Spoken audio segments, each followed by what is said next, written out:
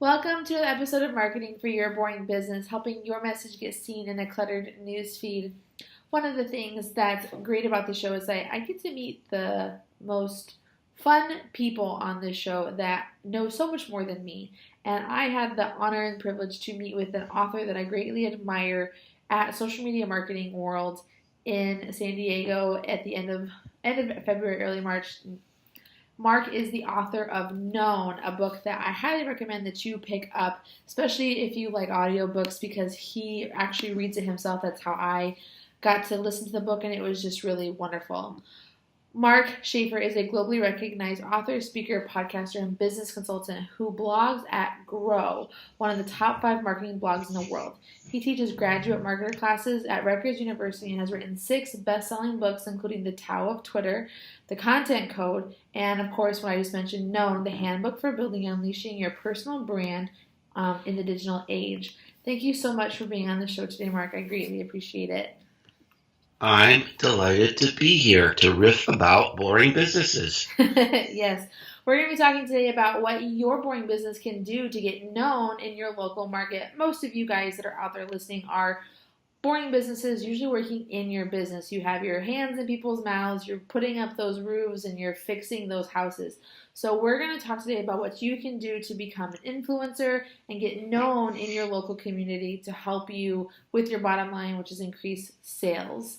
So Mark, to get started, what does it mean to be known? Well, it's a distinction that I make in my book, that being known is different than being famous.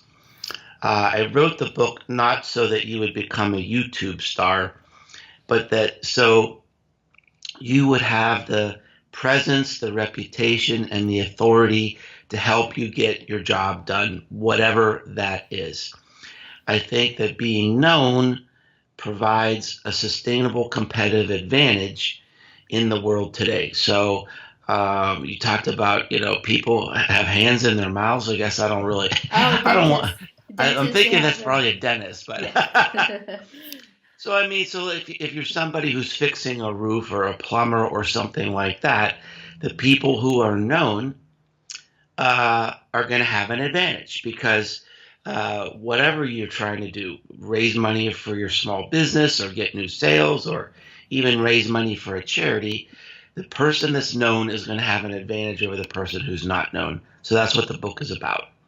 Awesome. So where do you think is the best way for these small businesses to get started on building their reputation and become known?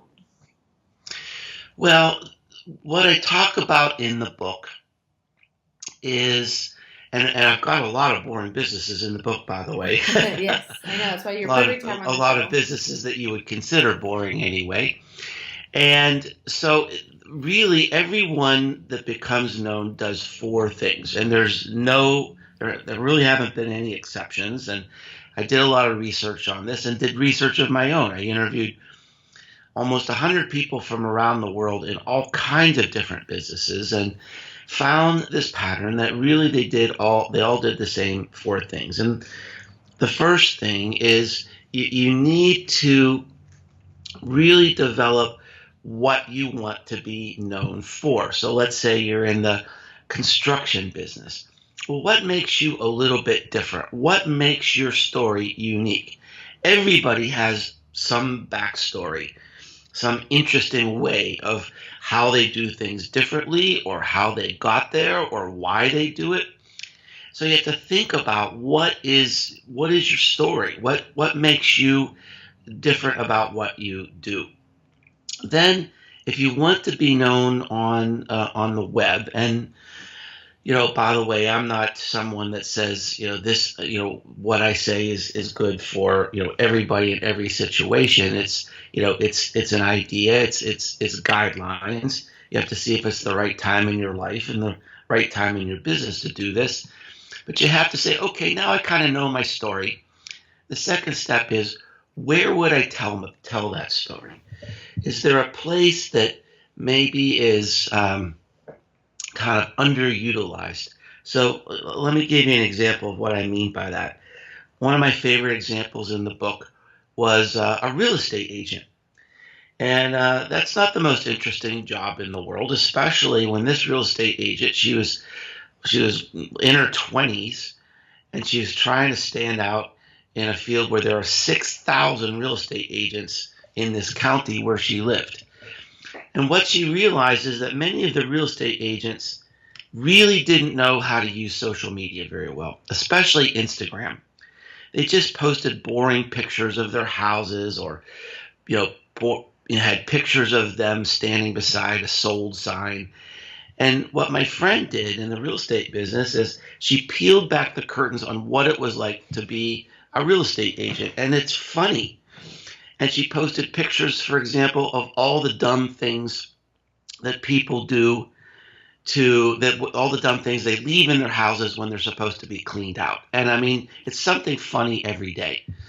So she became known, and she became beloved in her community for kind of this wacky insight into her life. She just showed her personality. Then the third thing you have to do is you have to figure out, now that you kind of know your story and where to tell it, then how are you going to tell it? What sort of content are you going to create? And this is where a lot of people get kind of whacked out, because they get overwhelmed by all the options, and they think, well, how am I going to have the time to do this? But it really isn't that overwhelming. You really have 4 choices. You have to do something in writing, do something in video, do something in audio, like a podcast like we're doing right now, or you do something visual, like the real estate agent did on Instagram. And you pick one of those. You don't have to worry about Facebook or Instagram or YouTube or LinkedIn. Those are all distribution channels. You have to pick one sort of content, just one, and pick something that you're going to love to do, something that's going to be fun. If you're in the construction business, that might be something visual. If you're in a business where you have to explain how to do things, that might be video. If you're in a business where it's really like technical, like if you're in the tech business or something that's kind of complicated, or you're in engineering, then it might be something written if it has long explanations of things. So you just have to pick one of those 4 types of content. And then the last thing is you need to build an actionable audience, which is different than a social media audience. A lot of people build a social media audience and they think, oh, great, now I'm on Facebook or now I'm on Twitter, and the business is just going to come to me. And the world just doesn't work that way. Those social media relationships, at least at first, are weak relational links. They're not going to pay you to do something. So you've got to say, all right, it's kind of like a handshake. It's kind of like networking at a Chamber of Commerce meeting. If you just say hi to someone, they're not going to buy something from you. And the same thing happens on social media or on the internet. You've got to take it to the next level. You've got to find ways to engage with these people, maybe even meet them face to face, and turn them into an actionable audience that will help you meet your goals. So you talked a lot about online content for getting known. Do you think that there is anything offline that our everyday businesses can do to help get known in their local communities? Oh, absolutely. I've got a blog post coming out this week about a lady who cuts my hair. She doesn't have a website. She doesn't even have email. She has no internet presence whatsoever. She's not on Facebook. When I talk about social media, she just rolls her eyes. But she's known in her community because she does what she does really, really well. She specializes in hair color. Not me, obviously. My hair's turning a different color all on its own. And then the interesting thing is that when the hair starts to turn back to gray or whatever, it's kind of a reminder to go visit her. So she has this steady flow of customers. She communicates 100% by text messages, And, she has a great business and she delivers the goods and she's very personable. She has a great personality. And, you have to, contact her 2 weeks in advance to even get an appointment with her. And she's raising her prices. I'm here to testify to that. So she's doing very, very well. And this is kind of the power of word of mouth marketing and referral marketing. Now, what I talked about as far as being known, that's really a kind of word of mouth marketing that's taking place on the web. You've got to have a great business. You've got to deliver the goods. If you're disappointing people, if you have bad customer service, then you're creating word of mouth terrorists, right? No matter how great you do for everybody else, those people are going to spread those negative stories. And, in the old days, maybe they would just tell 6 of their neighbors, and now they might be telling 600 of their followers on Twitter. So, that's the fundamental thing. It's trust. Whenever I interviewed people who have great businesses, who are creating great brands, on the web and in our world today, the fundamental idea is trust. You can never let your customers down, and that's going to create the conversations that propel you into success. Awesome. So for these businesses, these everyday businesses who are trying to figure out how to be known while also doing it all in their business, what do you recommend to them with trying to have that online presence and managing their time? Well, I could say that there's probably someone in every single field. I can think of some of the most boring businesses. I have a friend who's an immigration lawyer in San Diego he now gets 100% off of his business off of Facebook. He does these little Facebook Live videos, which, take almost no time at all. You just turn on the camera and you talk for, 15 minutes or 20 minutes. And, and then he's building an incredible audience. He's getting all of his business off that. There's a company in Europe that makes hand tools. I'm talking about like saws and hammers and just basic hand tools. And they've become an international sensation because they've made their employees kind of the stars of these videos that explain what they do and how they do it and the heritage of this company and how they've been doing the same thing for 100 years. They just like the real estate example, who kind of pulled back the curtains of what it's like to be in their business. So, almost every business, no matter how boring it is, they've got an audience. They've got fans. They've got people who love them, who swear by them, who want to cheer for them and see them succeed. And so how do we capture that enthusiasm? How do we capture those stories? How do we build on that momentum? And that's really what becoming known is all about. So do you have any tips for people who are working in their business with trying to produce that content to get them known? Well, yeah, I mean, as I was saying that, so there are people do find time. I could point to examples in any kind of business, and so we all have the same amount of time. So it's just a matter of priority. And I think the thing that you have to think about is, let's say you're in the construction business in your community, and you work on one of your competitors is working on being known, and you're not. Well, that's going to create a huge advantage to that competitor over time. So, and they have the same amount of time as you. So really, it's a matter of choice. It's a matter of priorities. Every single person in the world, we're all equivalent. We all have the same amount of time. So, if I can become known or you can become known or whoever, You just have to make a choice in the priorities in your life. And it doesn't, I have lots of ideas and tips in the book about how to do this efficiently. It doesn't have to take that much time. I think even if it was maybe 20 minutes or 30 minutes a day, you can have a big impact on your business. What do you think it's whether you're a single person, a solopreneur, or a multi-million dollar company, what do you think the one hang up people have about being known is?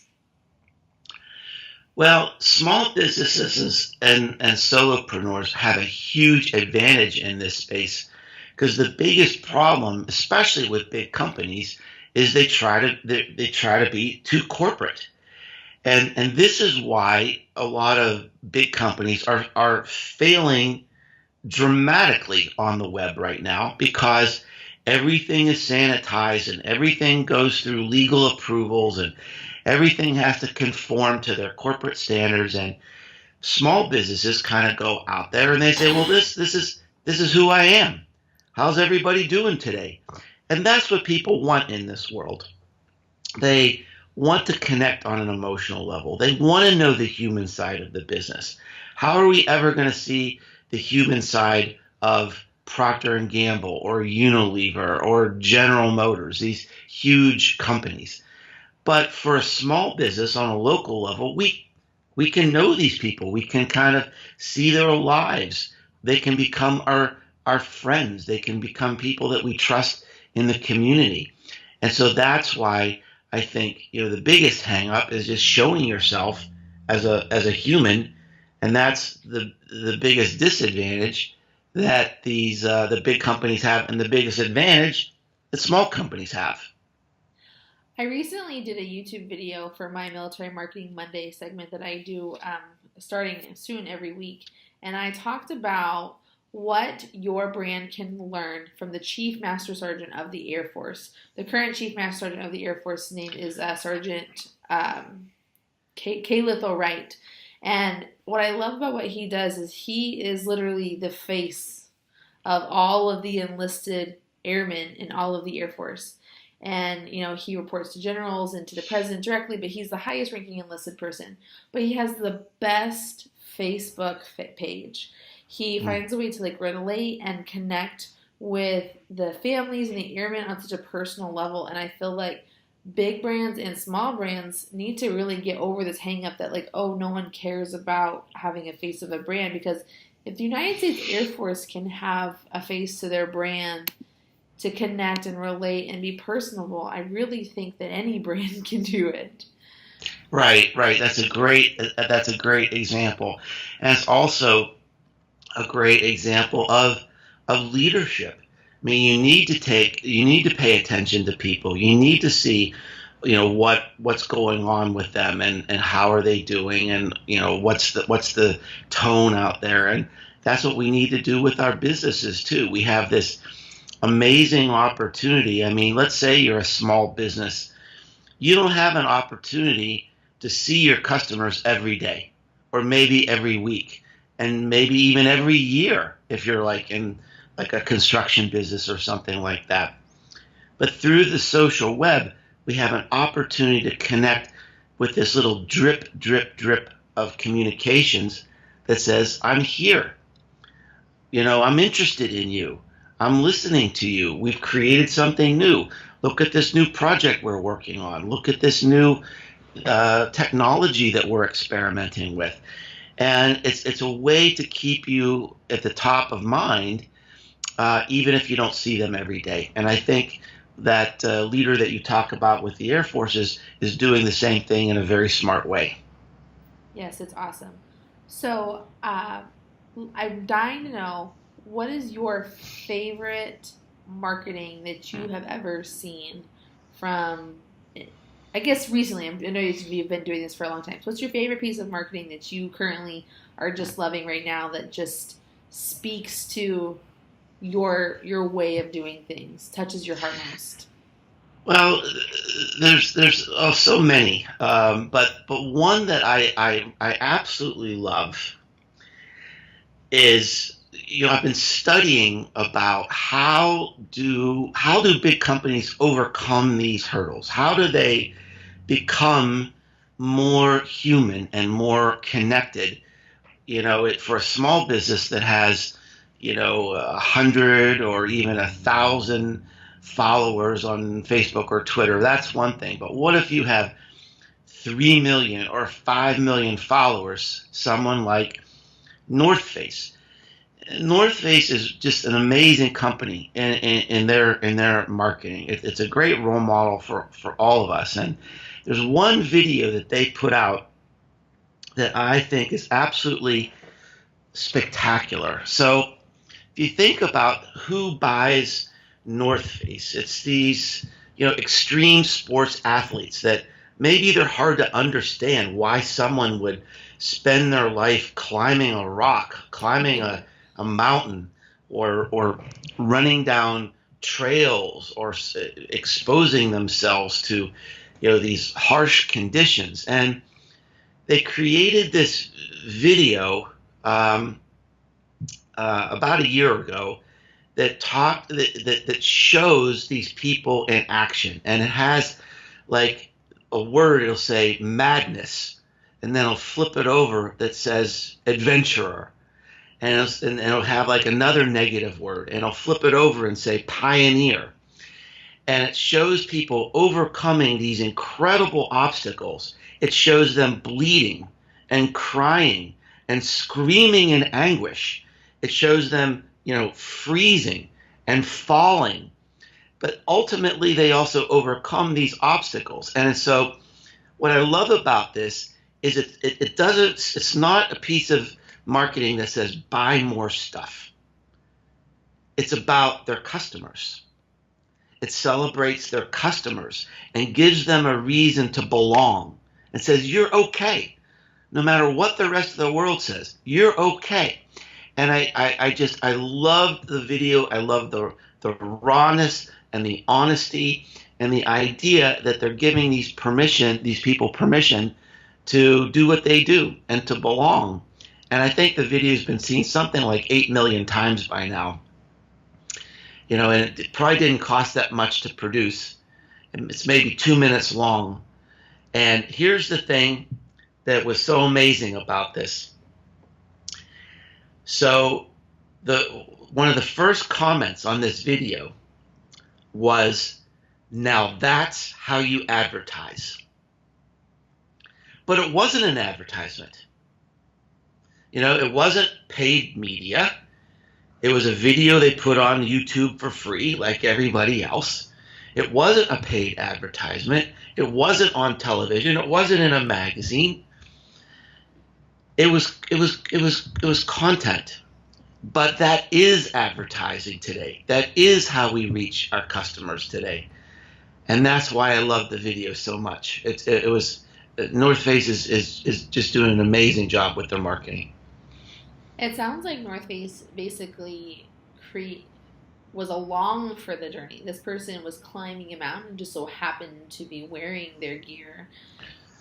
Yeah, I think, I'm sure they're wearing the gear. I think you only saw the logo maybe once. There was this shot where like they were up on top of the mountain and it was like snowing, and it was just like, it was so windy. The wind was just howling, and they showed the tent just shaking with the wind, and you could see the North Face logo, on the tent.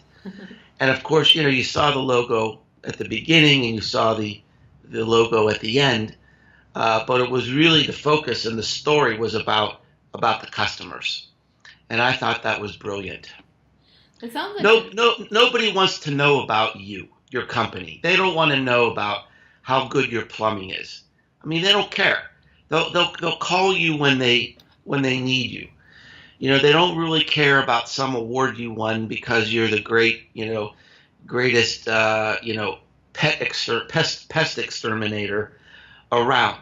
But they will be attracted to you if you're a human being and you try to create friends. It's not about selling. It's about creating relationships.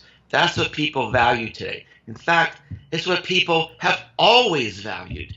Since the beginning of time, we want to do business with those that we know, we like, and we trust, not who has the craziest ads on TV with some sale, right? I mean, that might get some sort of short boost. But in the long term, we want to do business with people that we know, like, and trust. And that's the real opportunity, is to create that relationship.